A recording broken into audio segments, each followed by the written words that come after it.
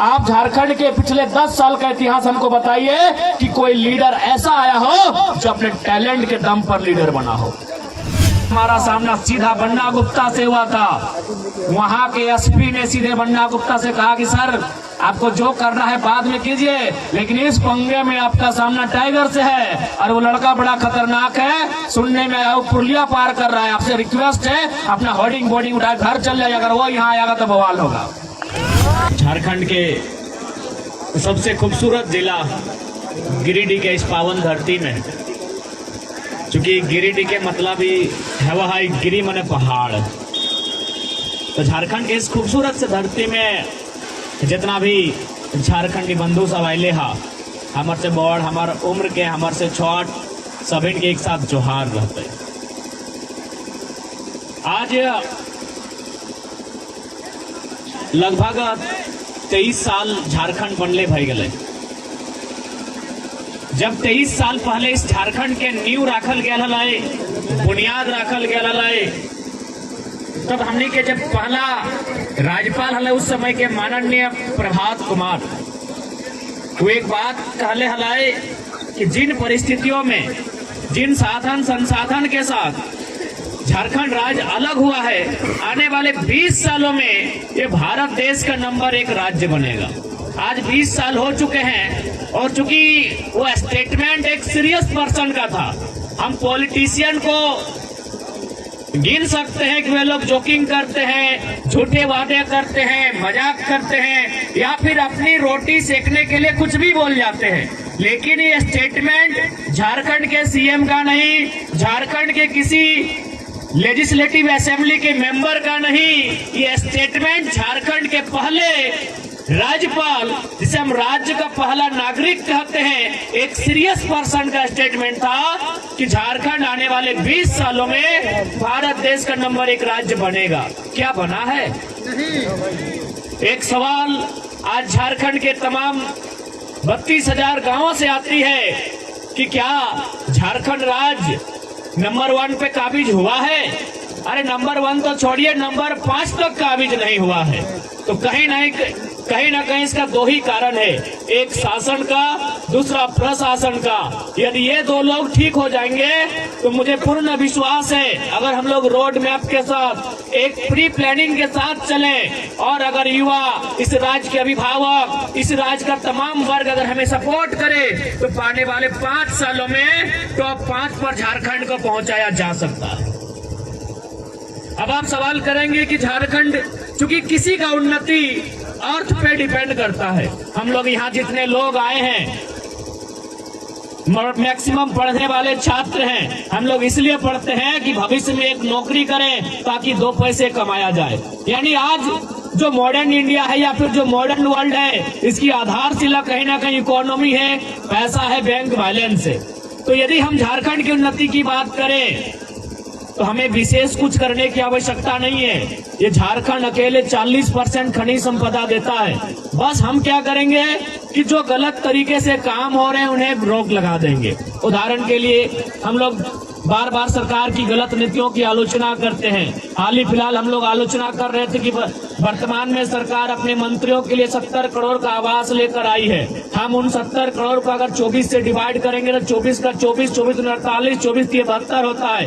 यानी एक जिला को 3 करोड़ की राशि जाएगी केवल उनके आवास को काटकर। इसी प्रकार से विधायकों के आवास में खर्चा है, इसी प्रकार से सरकार की जो सुख सुविधाएं हैं उनमें खर्चा है। अरे उतना तो छोड़िए, भारतीय संविधान जो हमारी अनुसूचियां होती है, अनुसूची 7 होती है, अनुसूची 7 में राज्य सरकार की अधीन शक्तियां होती हैं, उसमें जो राज्य का पेंशन और भत्ता होता है राज्य सरकार की जिम्मेदारी होती है। अगर हम लोग सरकार में गए तो जितना विधायक है पेंशन बंद कर देंगे। आज झारखंड सरकार में जो एमएलए है उनका पेमेंट 2,72,000 है। आप सोच के देखिए, ये सेवा के लिए जाते हैं, ये बार बार करते हैं हम जनता के सेवक हैं, तो 2,72,000 पेमेंट तो नहीं होना चाहिए। तो हम लोग इसको एक अलग व्यवस्था में लेके आएंगे और पॉसिबल ही है, क्योंकि ये राज्य सरकार की शक्तियों के अधीन होता है। यानी जो राज्य सरकार को जो भत्ता जाता है, राज्य सरकार को जो पेमेंट जाता है, ये राज्य सरकार के अधीन होता है। यानी ये राज्य सरकार के अधिकार के क्षेत्र में आता है, उनकी शक्तियों में बाध्य होता है। इसलिए अगर हम इस राज्य को सुधारना चाहें तो उसके लिए अगर राज्य को चलाने वाले लोग अपनी नीति और नियत को सुधार ले तो ये राज्य वास्तव में पूरे भारत देश का सबसे खूबसूरत राज्य है। लेकिन आज अगर युवा पीढ़ी इस बात को नहीं समझती है और आज की अगर युवा पीढ़ी अपने राज्य के बारे में नहीं सोचती है तो आने वाला दिन हमारे लिए बहुत भयावह होगा।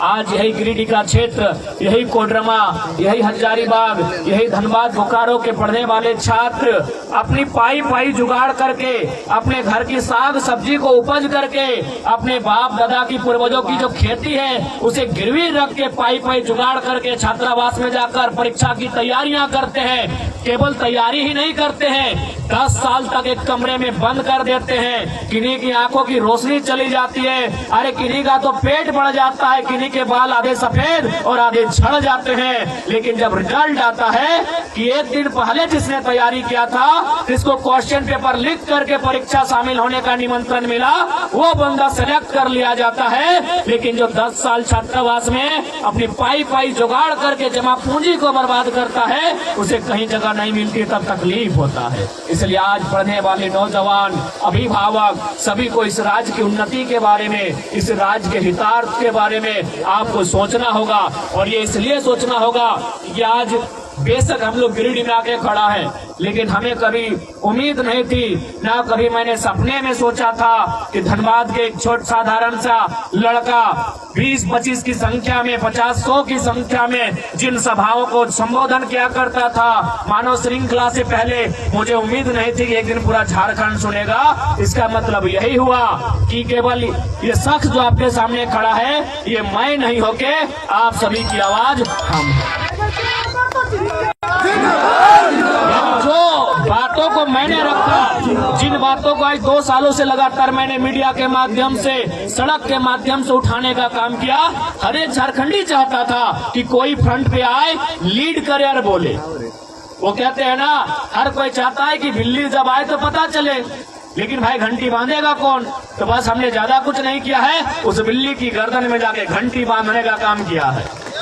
बाकी हर एक झारखंडी की आवाज है। ऐसा नहीं कि नहीं पढ़ने वाले नौजवान जो बेरोजगार है वही लोग हमारे सपोर्ट में हैं। जी नहीं, जो हमारे डीएसपी रैंक के हैं, जो हमारे टीचर है, गवर्नमेंट टीचर हैं, जो हमारे इंजीनियर हैं, वे लोग भी लगातार संपर्क करते हैं कि हम लोग आज कई सालों से फलाने विद्यालय में सेवा दे रहे हैं, लेकिन 2 साल पहले जो बंदा यूपी बिहार से चल के आया, आज वो प्रिंसिपल है। आप गिरिडीह के तमाम हाई स्कूल का सर्वे कर ले, तमाम +2 का सर्वे कर ले, तो आज जो आवाज हम लोग बन रहे हैं, जो बातें हम लोग कर रहे हैं, ये एक वर्ग की नहीं, एक जमात की नहीं, एक क्लास की नहीं, ये पूरे झारखंड की आवाज है। आज जहां तक गिरिडीह का प्रश्न है, सुनने में आया है कि जमशेदपुर के बाद अगर सबसे ज्यादा छोटी मोटी में फैक्ट्रियां, कंपनियां, उद्योग अगर कहीं है तो गिरिडीह में है। लेकिन ये भी आपको जानना होगा कि आज अगर दिल्ली की बात करें, महाराष्ट्र की बात करें, हैदराबाद की बात करें, क्योंकि मैं वहां से होके आया हूं, सबसे ज्यादा जो लेबर हमें मिले, सबसे ज्यादा जो मजदूर मिले, वो गिरिडीह के थे। सबसे ज्यादा मजदूर जो हमें दिल्ली में मिले, हैदराबाद में मिले, वो गिरिडीह के थे। कहाँ के थे? आपके डुमरी के थे, बगोदर के थे, धनवार के थे, बिरनी के थे।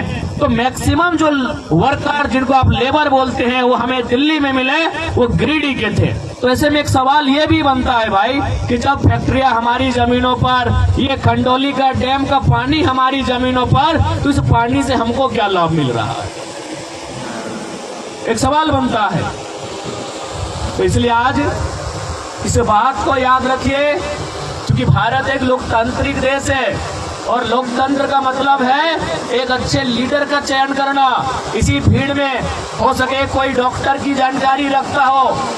एक बात याद रखिए, अगर एक डॉक्टर गलती करे तो एक आदमी की जान जाती है, एक डॉक्टर यदि गलती करे तो एक आदमी की जान जाती है, एक इंजीनियर अगर गलती करे तो किसी पुल के या किसी योजना के ध्वस्त होने से 30, 40, 50 लोगों की जान जाएगी। एक ड्राइवर अगर गलती करे तो हार्डली 5, 10, 50 लोगों की जान जाएगी। लेकिन अगर एक लीडर गलती करे, जान जाए या ना जाए, जीते जी मुर्दा कर देंगे। इस बात को जान लीजिए, जीते जी आपको मुर्दा कर देंगे। इसलिए एक लीडर का गलती नहीं होना चाहिए। बाकी लोग अगर गलती करेंगे तो मिनिमम लोगों को नुकसान होगा, एक लीडर अगर गलती करेगा तो मैक्सिमम लोगों को नुकसान होगा। इसलिए आज इस राज्य को पढ़े लिखे युवाओं की दरकार है, जो दिल्ली में जाए या राजधानी में जाए, आपके नेतृत्व को रख सके। अभी उदाहरण के लिए कल मैं रामगढ़ से होके आया, रामगढ़ में रामगढ़ बोकारो वहाँ 3 गो सड़क आया है, 3 गो सड़क बन रहा है। उन्होंने बताया कि मैंने 30 लाख में सड़क के किनारे जमीन खरीदा था, इस सरकारी सड़क में वो मेरा सारा जमीन चला गया और बदले में हमको मात्र 4 लाख मिला। क्योंकि उसने रेट क्या मिला था, क्योंकि सड़क किनारे जमीन थी, जाहिर सी बात है अगर उसने 30 डिसमिल लिया होगा तो 30 लाख लगा होगा। लेकिन सरकारी रेट में क्या है, 16,000, 15,000। बताइए, अगर आपका एक लीडर होता तो सदन में जाके इस चीज को प्रेजेंट करता कि भाई आप उसके 40 साल की नहीं 40 पीढ़ी की जमा पूंजी को ले रहे हैं, तो एक ऐसा मुआवजा लगाइए। ऐसे भी आप सड़क बनाते हैं या फिर कोई भी सरकारी योजना लेके आते हैं, कॉर्पोरेट को फायदा होता है, टेंडर लेने वाले को फायदा होता है, जो ब्यूरोक्रेट्स होते हैं उनको फायदा होता है, जो डिपार्टमेंट के मिनिस्टर होते हैं उनको फायदा होता है। तो उस जमीन के मालिक को फायदा क्यों नहीं होना चाहिए जिसका जमीन गया है? क्योंकि हाउस में रखने वाला आपकी बात को कोई नहीं है। हाउस में जब तक आपका रिप्रेजेंटेटिव नहीं मिलेगा जो आपकी बातों को रख नहीं पाएगा, इसी प्रकार हमारा नुकसान होगा। इसलिए आज हाउस में अच्छे लीडर को भेजिए जो हमारी बातों को रख सके, जिनकी योजनाओं में, जिनकी तर्क संगत बातों में एक ऐसी शक्ति हो जो झारखंड का जीर्णोद्धार कर सके। इसलिए आज चूंकि हम लोग ज्यादा समय बोल पाने में असमर्थ हैं, अस्वस्थ है बहुत ज्यादा, लेकिन फिर भी मैंने आमंत्रण था कि इस कार्यक्रम में हमें आना है। इसलिए आज जितने भी नौजवान आए हैं, भारत एक लोकतांत्रिक देश है, हम लोग लोकतंत्र की मर्यादा का अनुकरण करते हुए हम लोग राजनीतिक बदलाव का जो संकेत दिए हैं इस राज्य में, और ये संभावना दिख रही है। इस बात को मानिए, कहते हैं ना कि जब जब अन्याय होता है, जुल्म होता है, कोई ना कोई आके खड़ा होता है। आज 2 साल पहले हमें कोई नहीं जानता था, मेरे प्रखंड से बाहर लोग मुझे नहीं जानते थे। मैं आपका ये खंडोली डैम जब 3री या 4थी क्लास में था, 2004-5 के आसपास तब आया था। लेकिन आज पूरे राज्य के लोग अगर जान रहे हैं तो कहीं ना कहीं वही नियति की मांग है, समय की मांग है, वही लाचार बेबसों की आवाज बने हैं, तब जाकर आज आपके बीच में खड़ा हूँ। इसलिए आज मैं आज के इस सभा के माध्यम से तमाम झारखंड वासियों से अपील करूंगा, उनसे निवेदन करूंगा कि इस आंदोलन में हमारा हिस्सा बनेंगे। ये आंदोलन हमारे लिए नहीं, ये आंदोलन आने वाली पीढ़ी के लिए भी है। ये आंदोलन, ये राजनीतिक चेतना झारखंड के आने वाले भविष्य को सुदृढ़ करेगी। इसलिए आज जितने भी नौजवान, जितने भी अभिभावक इस मिट्टी से आकर जुड़े हैं, हमारी बातों को सुनने के लिए आए हैं, उन सभी से मेरा अनुरोध होगा, आज इस झारखंड राज्य की जो कल्पना की गई थी, आज कहीं ना कहीं वो कल्पना बन के रह गई है। उस कल्पना को अगर हकीकत का रूप देना है तो नौजवान आपको सोचना होगा। अगर आज आप और हम नहीं सोचते हैं तो इसी प्रकार हमारी बहालियों को अन्य राज्य के लोगों को बेचा जाएगा, हमारे खेत खलिहानों को कहीं डैम के नाम से, कहीं किसी योजना के नाम से, मिल्स फैक्ट्री के नाम से कॉर्पोरेट के हाथों में दे दिया जाएगा। इसलिए आज झारखंड को बचाने के लिए हर एक नौजवान को, हर एक घर से एक बेटे को आगे आके और एक मुहिम चलानी होगी कि हर एक ग्राम एक जयराम, इस नारे के साथ चलना होगा। मैं अकेला कहाँ जाऊंगा? कल ही 5 जगह रोड एक्सीडेंट हुआ था, हमने एक ही लाइन कहा कि 5 जगह हम कैसे पॉसिबल है अटेंड कर पाएंगे। इसलिए हर एक ग्राम में अगर वास्तव में मैंने इस राज्य की नींद उड़ाई है, ब्यूरोक्रेट्स की, शासन की, तो आप मेरे जैसा प्रयास कीजिए कि हर एक गाँव से एक नौजवान उभर कर सामने आए। और ये तो हमने किया है, पिछले 2 सालों में किया है कि आज इस राज्य में जो राजनीतिक परिवेश है, जो ब्यूरोक्रेट्स की मानसिकता है, उसे तो बदलने का काम किया है। हाल ही फिलहाल हमारा सामना सीधा बन्ना गुप्ता से हुआ था। वहां के एसपी ने सीधे बन्ना गुप्ता से कहा कि सर आपको जो करना है बाद में कीजिए, लेकिन इस पंगे में आपका सामना टाइगर से है और वो लड़का बड़ा खतरनाक है। सुनने में आया पुरलिया पार कर रहा है। आपसे रिक्वेस्ट है अपना होर्डिंग बोर्डिंग उठा घर चल जाए, अगर वो यहाँ आएगा तो बवाल होगा। जबकि अनुमान क्या होता है कि एक एसपी आंदोलनकारी पे दबाव बनाता है कि मंत्री जी से पंगा हुआ है। ये मैं अपनी बड़ाई नहीं कर रहा, आप कोल्हान से पूछिएगा। एक एसपी आंदोलनकारी को दबाव देता है, जैसे मान के चलिए रोकी दा को दबाव देगा या फिर हमारे यमुना दा को दबाव देगा, मुखिया जी को दबाव देगा कि मुखिया जी रोकी जी आंदोलन मत कीजिए, सामने जो शख्स है वो मंत्री से पंगा हुआ है, आप वापस हो जाइए। लेकिन एसपी उल्टा मंत्री को बोल रहे हैं, मंत्री जी पीछे जाइए, टाइगर जो कोलांचल का है वो कोल्हान कभी भी आ सकता है, पीछे जाइए। और आप पता कीजिए, मंत्री को बन्ना गुप्ता को अपना होर्डिंग बोर्डिंग शोर्डिंग उखाड़ के घर लेके जाना पड़ा। सोशल मीडिया में देख लीजिए, अपना एक एक पोस्टर उखाड़ कर उस बांध में जो उन्होंने कब्जा किया था, उस जमीन में जो कब्जा किया था, मंत्री को पीछे हटना पड़ा। ये 2 साल का इतिहास, ये 2 साल का आंदोलन का देन है। इसलिए आप सोचिए कि हम लोग कहीं नहीं है, कुछ नहीं है, अरे वो वार्ड सदस्य नहीं है। अगर हम लोग कहीं दिल्ली अगर एमपी बन के एमएलए बन के चयन होके आते हैं तो केवल सोचिए कि हम लोग क्या कर सकते हैं।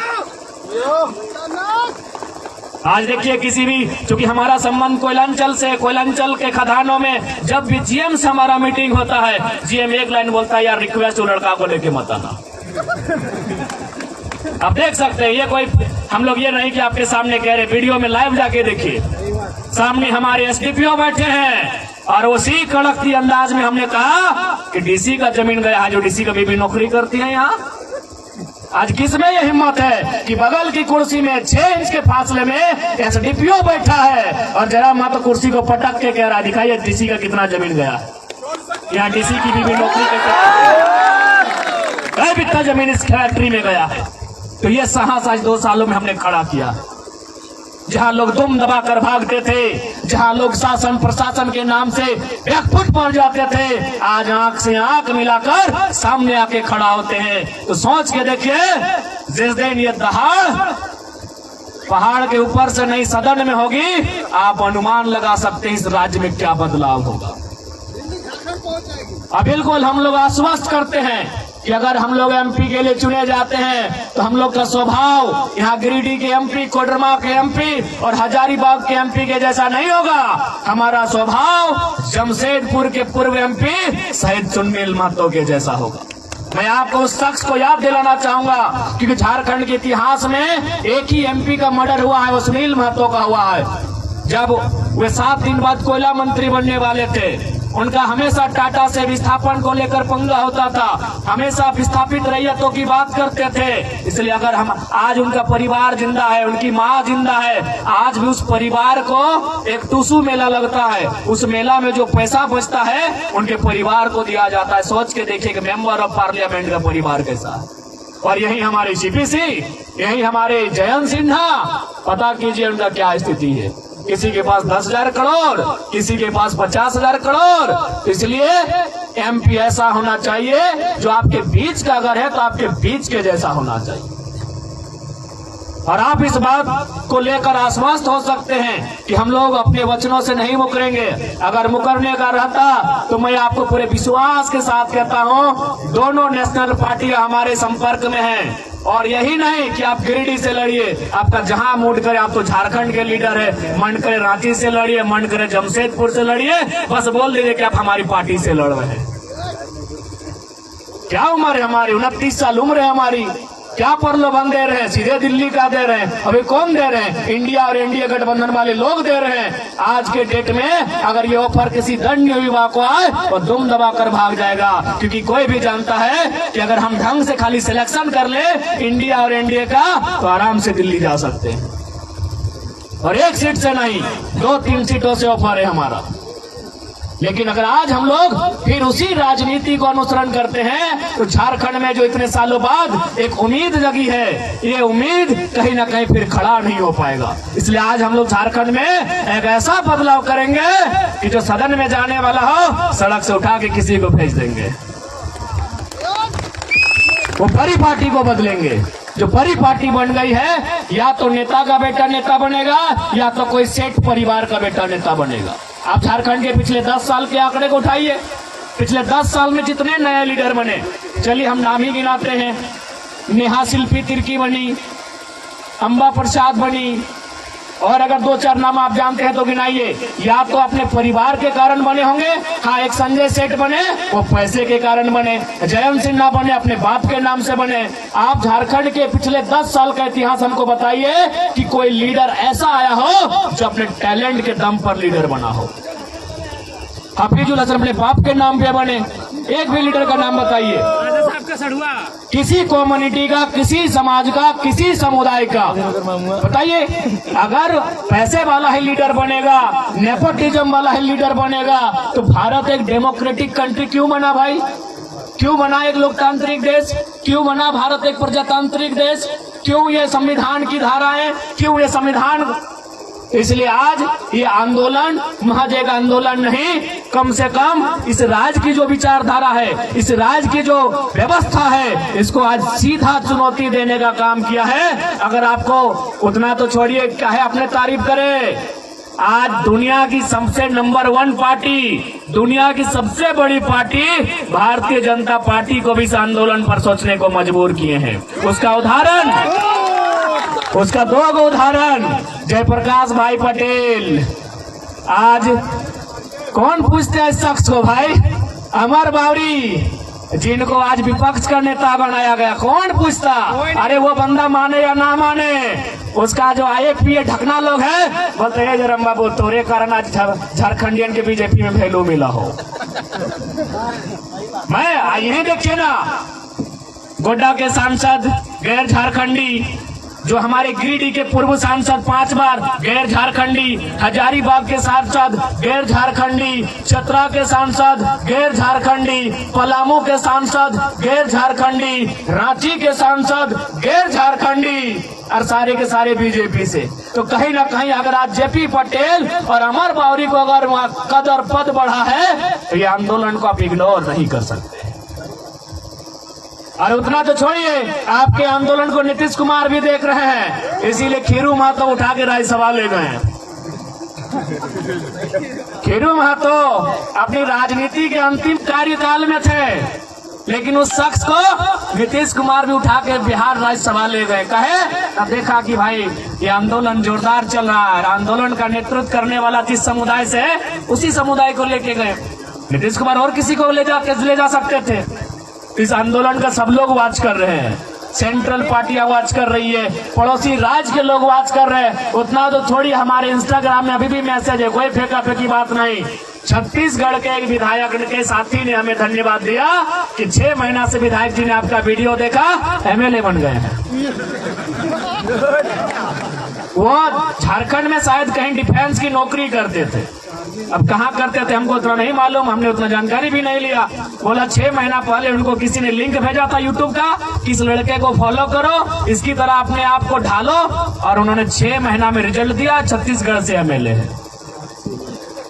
तो आज ये एकाएक इतनी सारी चीजें अगर घटी हैं, तो कहीं ना कहीं हमारी आइडियोलॉजी के कारण हम लोग जितनी प्रखरता के साथ, जिनकी मुखरता के साथ बातों को रखते हैं, और उन बातों को रखते हैं जिनको रखने के लिए MP MLA की हवा टाइट हो जाती है। उतना तो छोड़िए, आपका बगल का जो विधायक है सुदीप सोनू, जितना जो चकता पुचकता, उसको पूछिए कहाँ से चकता, सब हमारा भाषण कॉपी करता है। ये हमने बोला, उनका आदमी बोला है। अरे जितना तो उछल कूद करते हैं सुदीप सोनू, पूछिएगा। अरे दिन में हमको कितनों गरिया आए, कितना हमको इग्नोर करे, रात को सब वाच करता है कि छोड़ा कर रहा। पूछिए उनको, हाथ रखवाइए गीता में उनको, कहिए देखते हैं कि नहीं देखते हैं। रखवाइए, मुख्यमंत्री को हाथ रखवाइए, जो भी उनका धार्मिक मान्यता है, आस्था है।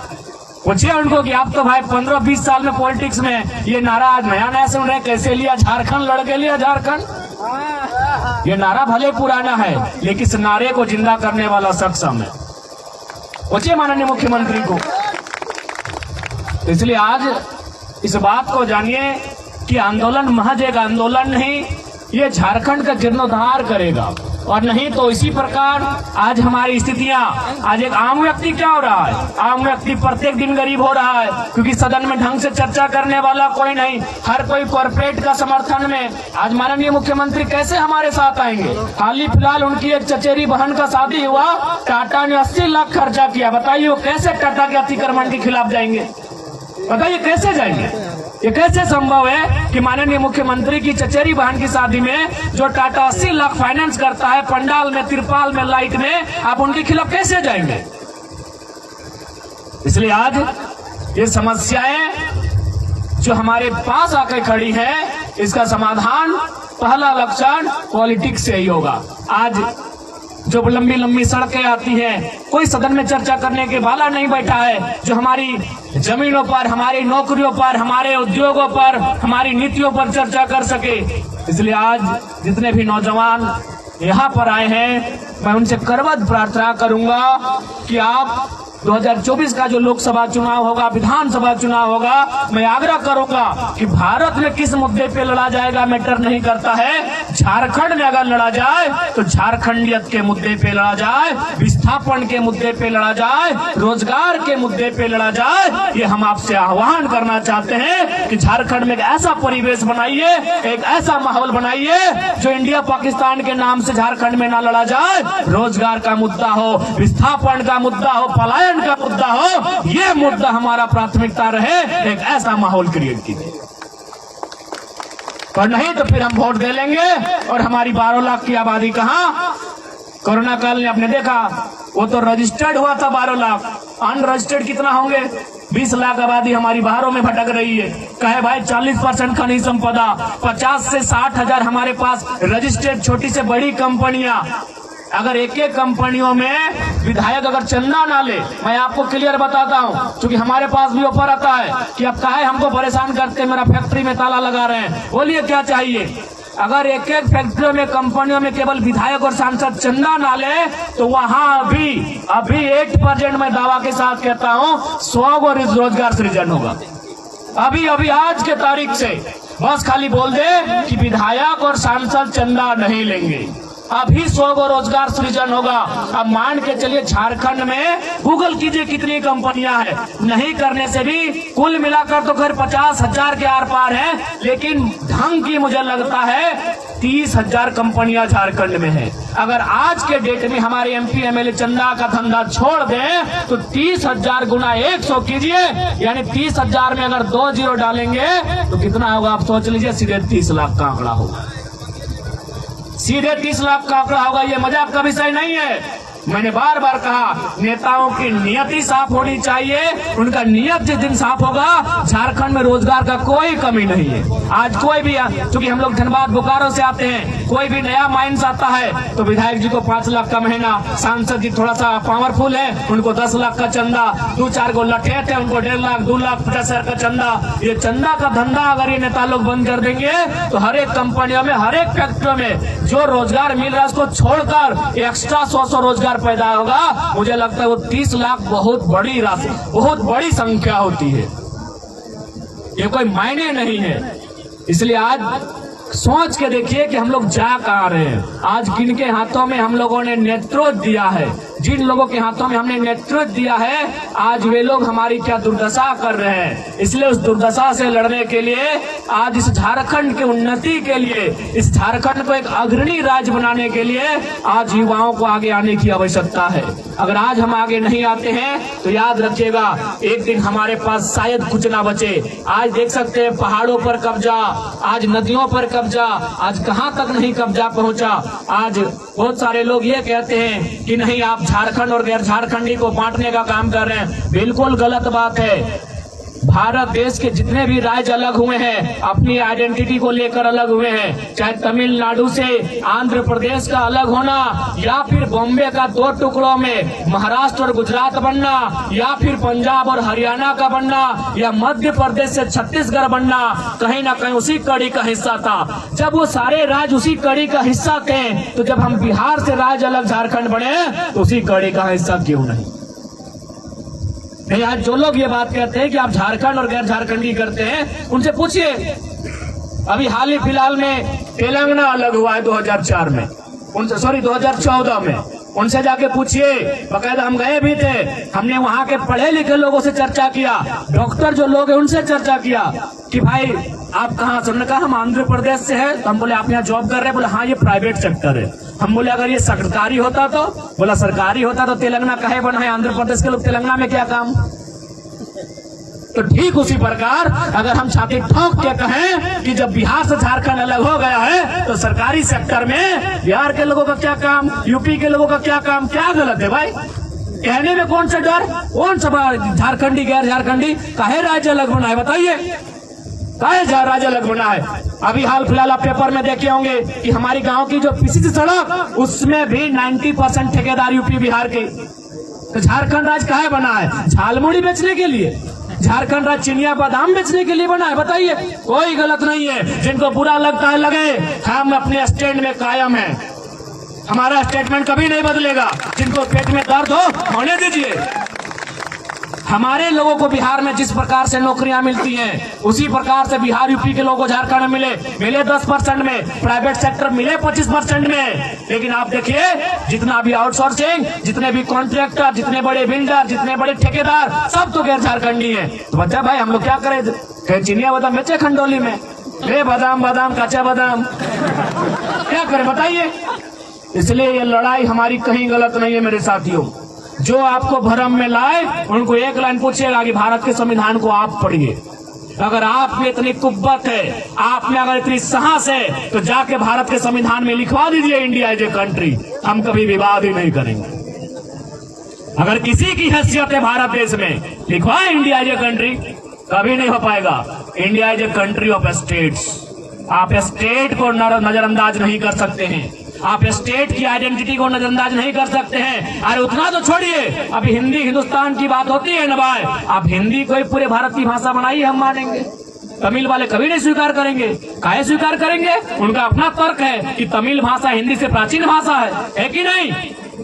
ये भारत की यही खूबसूरती है कि विविधताओं में एकता, सभी की विविधताएं हैं, उनको संभाल के समेट के रखिए। लेकिन आप किसी आइडेंटिटी के नाम पर किसी एक को डैमेज करेंगे, ये कोई स्वीकार नहीं करेगा।